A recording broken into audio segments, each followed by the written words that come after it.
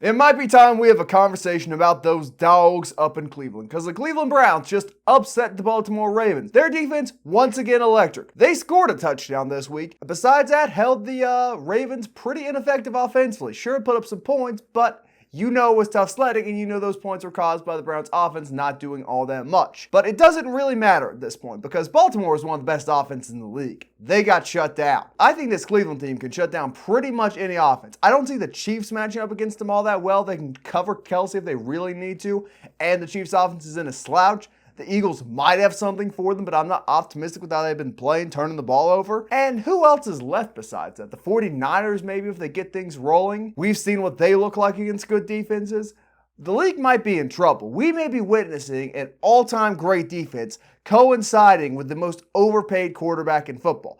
And this wouldn't be good for anyone. It wouldn't be good for 31 other fan bases. It wouldn't be good for the media. And it certainly wouldn't be good for us. We don't want the Browns to be good, but it is unfortunately true that the Browns, despite missing Nick Chubb and having a bottom 10 starting quarterback, are good. So Tristan, how is the NFL going to handle the Cleveland Browns Super Bowl parade? I don't think anyone wants to watch a Browns Super Bowl except for Browns fans themselves, but this is what we get from the Ravens every single season. It is why last week when I released my top 5 teams in the NFL, they were at 2 and not at number 1. They have these games where they just fall over at some point in the game. They're dominating the entirety of the game. I wouldn't call the Browns shutting down the Ravens offense when they put up 31 points. They're leading the entire game, and then to the Browns' credit, they create a turnover late in the game that's returned for a touchdown. They get the ball again, they drive down the field and kick a field goal to win. So credit to the Browns defense for that one. But anybody who watched this game, when in a vacuum, we all know who the best team on the field was.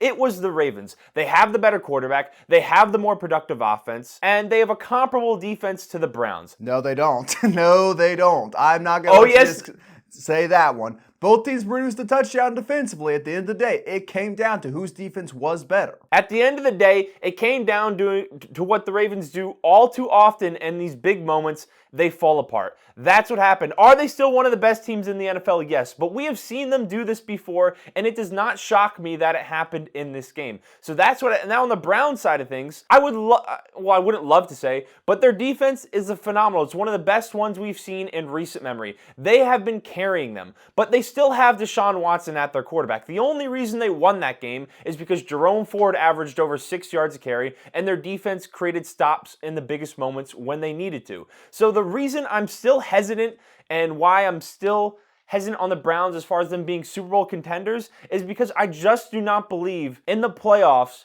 for Deshaun Watson and that passing attack to get the job done. Deshaun Watson is the quarterback of the same team that blew a 24-point lead to the Chiefs, or was it 24-point lead to the Chiefs? It was a substantial lead to the Chiefs.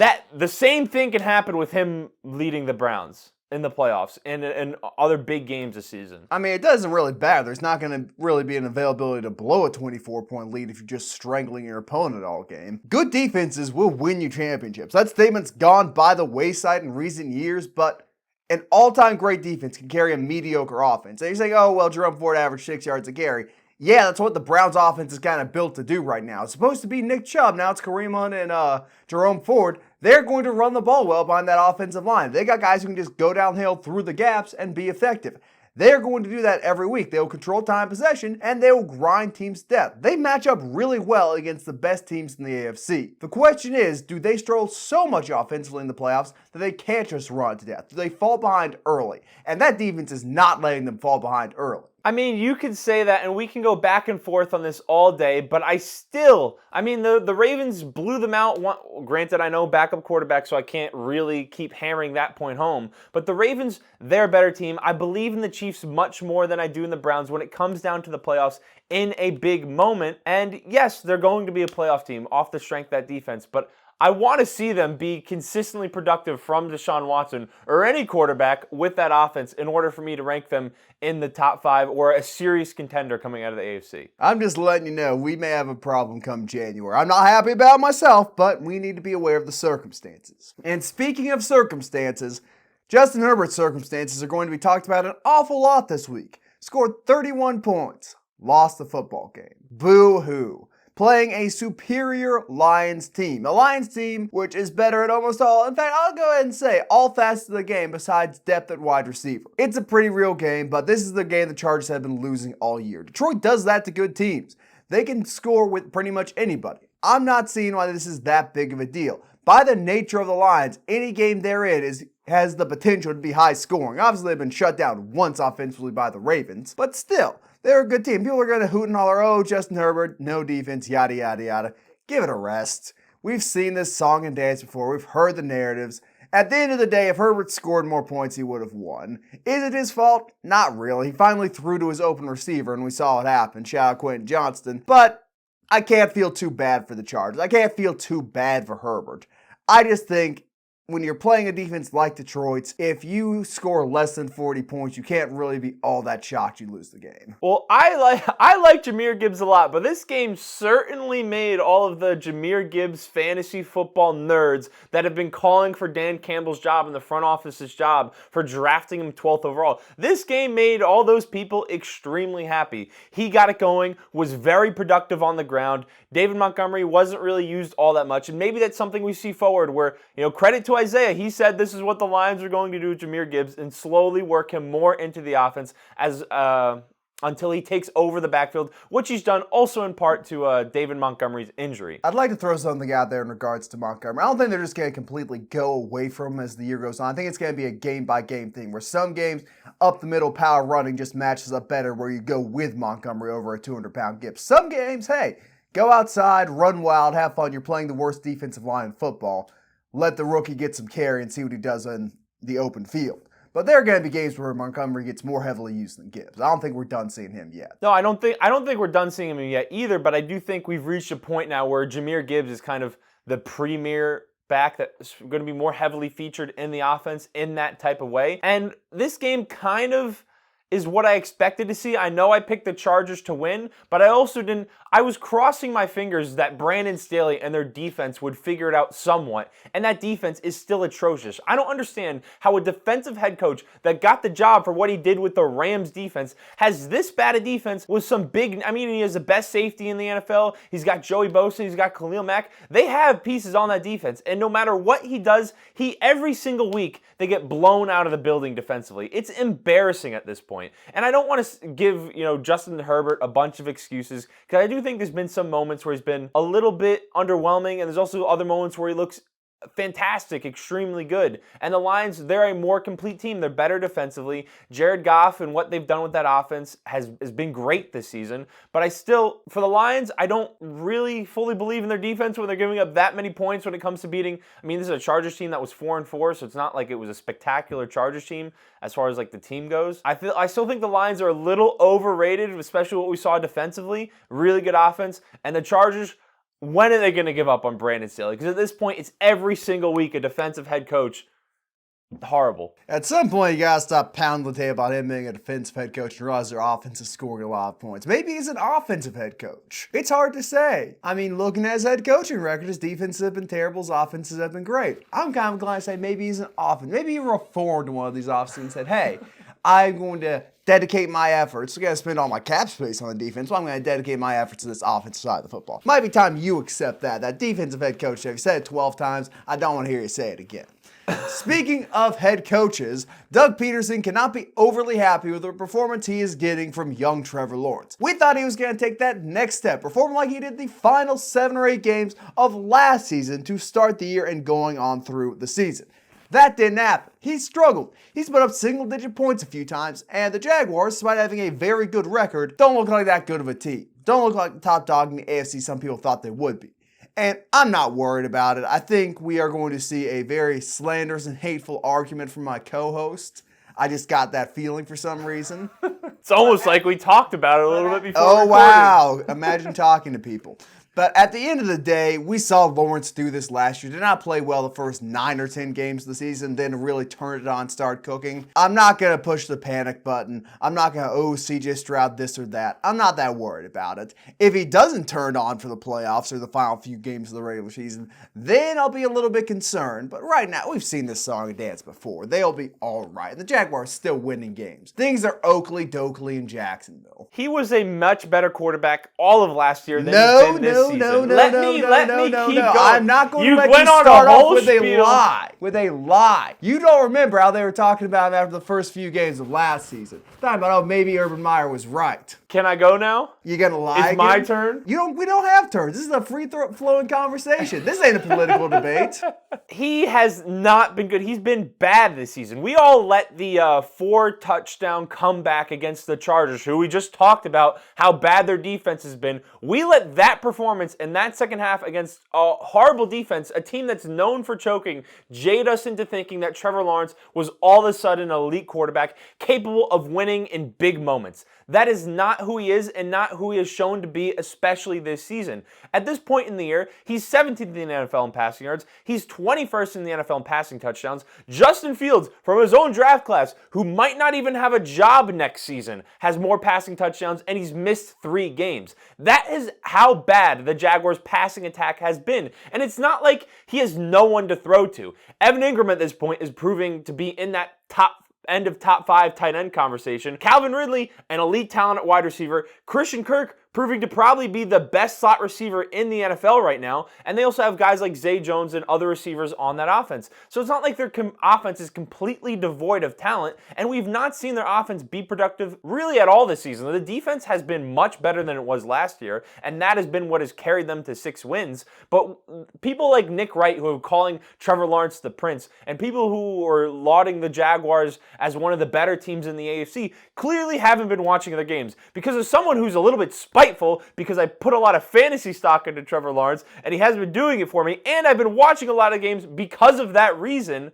he hasn't been good this season. Oh, I'm glad you brought that up, by the way. Speaking of fantasy football, you knew this was coming. I was going to let it slide. Actually, I can say this for the predictions video. We argued about it in the predictions video last week. Go ahead. I'm sorry. I don't have anything else to say about Trevor Lawrence. It's come to the point where glazing Evan Ingram and Christian Kirk to make a point. Christian Kirk's not the best slot, and Evan Ingram's not a top 5 tight end. In the year of our Lord 2023, are we serious with that? With Christian Kirk, I feel pretty confident. You feel pretty confident. Cooper Kupp misses 4 games, and suddenly he's a bum. Jordan Addison, who lines up in the slot a ton, a bum. Justin Jefferson also lines up in the slot a lot, a bum. Devontae Smith, bum apparently. I didn't say any of that. You're putting words in my mouth now. Well, I think saying Christian Kirk's better than those guys is calling them a bum. But your spite towards spite's a good word. It's hatred and spite. Comes in large part due to the reason you discussed.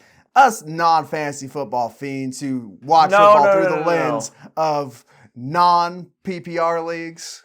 We can appreciate it. First, before you thought, fantasy football, that you're looking at the numbers. No, I've been watching more Trevor Lawrence and Jaguars football games this season because I have him on fantasy football in a couple fantasy football leagues. I thought he was going to be great this season. He waits way too long to throw the ball. He has reads that are open. He thinks he's way more athletic than he is. He thinks he's got Patrick Mahomes' burst a lot of the time, and he tries to scramble when he just doesn't have that type of burst. So he hasn't been good this season. I have not seen it. CJ Stroud, we're about to talk about in a minute, he's more athletic than he is. He trusts his speed and his athleticism more than he should. I don't know how many Jaguars games you've been watching. I've watched quite a few. Which is heinous coming from your mouth. Coming from the mouth of really anybody. Like if Stephen A. Smith said that, I'd be laughing at him too. But he thinks he's more athletic than he is.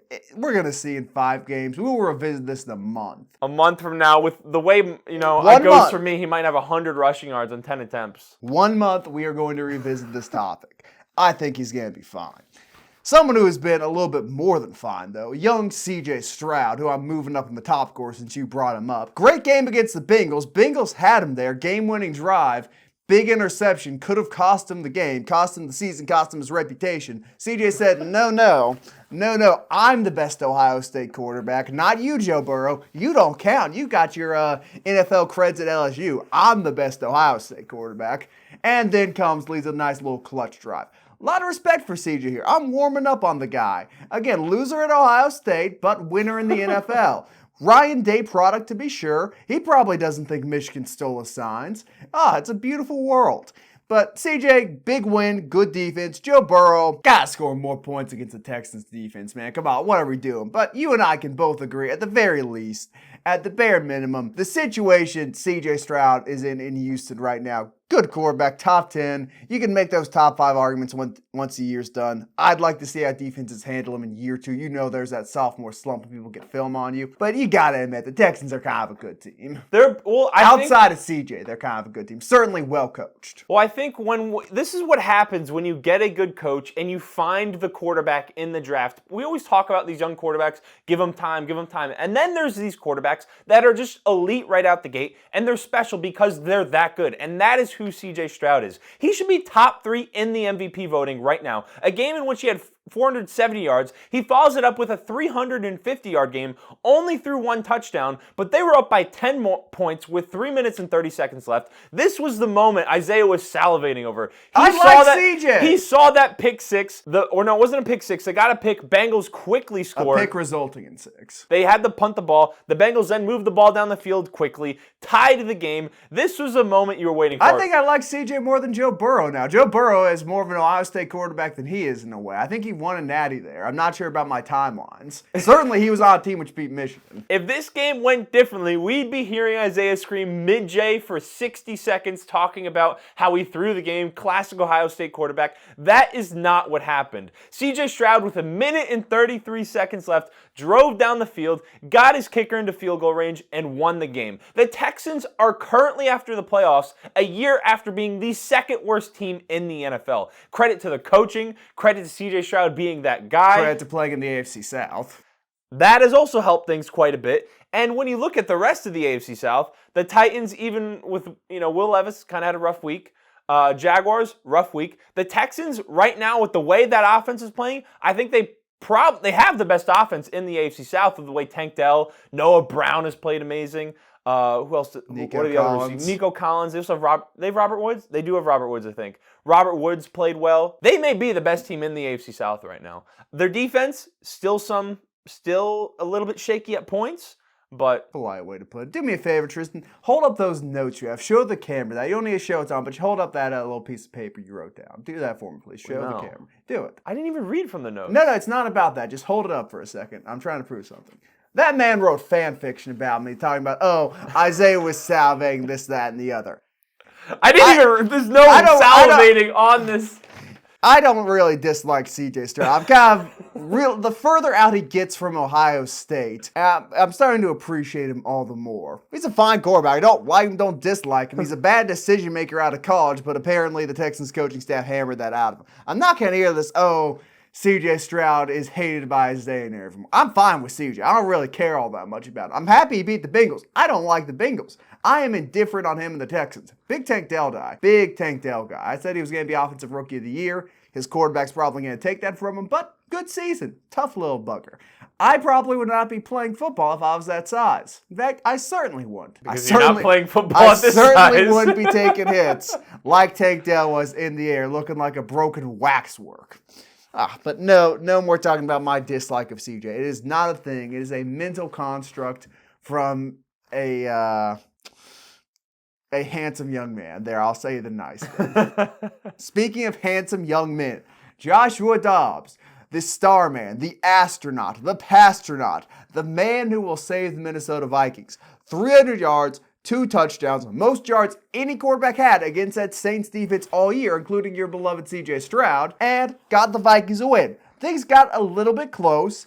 I'm going to attribute that in large part due to the fact Derek Carr got hurt and went out of the game. Say what you want about Jameis Winston, but there is no quarterback besides Aaron Rodgers that you want A, throwing massive bombs downfield trying to get you back into a football game with, and B, chucking up the final Hail Mary of the game. He can get you some points pretty quick, and he did. That Vikings defense bent a little bit towards the end, but their offense was effective even though it got conserved in the second half. They're 2-0 with Dobbs as their quarterback, and they get to play the Denver Broncos next week, which I'm a little bit optimistic about. Broncos, their defense has been kind of good, which you're going to scoff at based on the 70-point Dolphins game. But they've actually been kind of good. Throttled the Chiefs fairly recently. Didn't even let the Chiefs blow them out the week they did beat them. But I'm a bit worried about that game. A bit worried about what they're going to do to young Joshua Dobbs. But I'm happy. I'm not complaining. We'd be at about this point if we had Kirk Cousins right now. If you told me, hey, you're going to have played the 49ers, the Eagles, the Chiefs, the Chargers early in your schedule, and right now at this point in the year, 10 weeks in, you're going to be 6-4 and in the wild card right now behind the Lions. I'd be like, okay, That's kind of what I expected. Bit more of a rocky road to get here. Vikings have kept it entertaining, but here we are. So I am content, I am pleased. I will not say I'm satisfied because we haven't won the Super Bowl yet. But things are going all right in Minnesota. If we can beat the Broncos and get to our bye week with Joshua Dobbs, things are going to be going really all right. Well, I mean, Josh Dobbs has been spectacular. Watching him on the Cardinals this season and now watching him on the Vikings with actual weapons and an offensive line to protect him, it really makes you wonder why he hasn't received earlier in his career a more solid chance to be a team's starting quarterback. Because right now, with the way he's played, he's been a top 15 guy. If you're super pessimistic on him and think it's lightning in a bottle, he's definitely better than at least 12 starting quarterbacks in the NFL. At the bare minimum, if you're being super pessimistic. He picks up offenses extremely fast with his massive NASA space astronaut brain. He is super athletic. Now against the Saints, ran the ball really well. He seems to survey the field relatively well, and he's been really good. Now when it comes to the rest of the Vikings, I do have to say, Isiah was right again. You see, I give you credit when you're right. You can give me credit when I'm right sometimes. What are you right? What? What are you right? Quentin Johnson, but we don't need to get on another Quentin Johnson discussion. The defense has really caught on as we've progressed through the season, as they've gotten more used to Brian Flores. Obviously, are there still holes personnel-wise? Yes. Is Harrison Smith maybe still slower, older safety? Yes. But Brian Flores has that defense functioning at a high level for what they have. Harrison Smith is what you point out about that defense? That's the guy you single out? Wow. This man just knows names. Not even going to go down, get into the nitty-gritty, interior, 350-pound white boys on the D-line. No, we know Harrison Smith's name, Notre Dame product, the only good Notre Dame professional football player, so we are going to say his name. All right. Kyle Hamilton went to Notre Dame. The only good one. Oh, so now Kyle Hamilton's not good. Do you think Kyle Hamilton's good? He just had a pick six. Does that mean you're good? No. Does being in the right place at so the right you're time... calling Kyle Hamilton bad? It's not good. He's just kind of there. Oh, okay. That is quite... I was not expecting Calling that Kyle take. Hamilton an average safety is not a wild take. Okay. Anyway, aside from the Kyle Hamilton slander and hate, the defense has really caught on. The one thing I am worried about for the Vikings, and obviously a bunch of receiver has also suffered a bunch of injuries for the team. But now at running back, they are getting extremely thin. Cam Akers last week goes down with Achilles. This week, Madison goes down with a concussion. I don't know if he plays the next game, but that bye week will certainly help him get back into it. But if they keep getting thinner, they have Ty Chandler's the next man up, and then they have... I mean, Ty Chandler was playing well, but after that, even I'm a little bit unsure. It gets shaky. I'm not overly familiar with our fourth string running back. I want to say it's... I don't know how to pronounce his name. I'm not going to lie. Then don't pronounce it. Don't embarrass yourself. But that's the thing right now. If I'm a Vikings fan, I'm not worried about quarterback. Josh Dobbs is playing really good. I'm not worried about receiver. When Justin Jefferson feels like he's ready to go, he'll be back. KJ Osborne will already be back. From his concussion, will eventually be back. And then I'm just worried if I'm a Vikings fan about the running back position, because you know you're not getting Cam Akers back. You traded for him because you weren't super happy with it. Alexander Mattison now down with a concussion. That's right now I think the Vikings' biggest issue. If there's one position in the NFL you can sort of fix with free agency at this point in the season, or just signing someone off a practice squad, it's the running back. You know, Vikings legend Adrian Peterson has said he wants to come back at 38. Well, Adrian Peterson, correct me if I'm wrong, and hopefully he's worked his way out of this, was given horrible financial advice as a younger man and is in crippling debt despite being the highest paid running back of all time. So, yeah, I can understand why he wants to keep playing. He kind of needs to. Getting knocked out by Le'Veon Bell and having to go be on Dancing with the Stars is not a sign of a flourishing post-football career. But I digress. They'll be fine. The Broncos are a worrying team. I could see 6-5 happening real quick. But you will recall a few weeks ago I said the absolute worst case scenario if everything went wrong was 6-6. And pretty much everything did go wrong. Jefferson's still out. They lost Kirk Cousins. And they're 6-4 right now. So I'm feeling okay about that prediction. Things could go worse, I guess. Jared Hall got hurt too, the backup quarterback. They're on their third quarterback. Thank God they're not on Sean Mannion. They have their second best receiver, and they don't have their best and third best receiver. Although at this point, is Jordan Addison better than... TJ Hawkinson's playing like a cripple. Credit to him, he's tough, but dear God, he looks like a crash test dummy out there every game. He's dealing with injuries. He's dealing with pain. I don't know if you saw that one hit on the sideline, which they reviewed for about 5 minutes, where he's got his back to the defender, he catches the ball, and he just goes full ankles over the top of his head, back on the ground, the sideline. That didn't look fun, and he got to watch that play over and over again while they tried to determine if he was out of bounds. So it's an unfortunate state of affairs in Minnesota, but they just keep winning. I can't complain about it. Speaking of complaining, you got anything else you want to talk about? I don't need to talk about the Giants because You don't want to complain about the Giants. they don't need It's okay. Caleb Williams will not save this team. In fact, you will be dooming Caleb Williams' career if you draft him. I pray that you just... On the bright side, the Cardinals won, so they're up to the second pick. I hope you take Marvin Harrison Jr.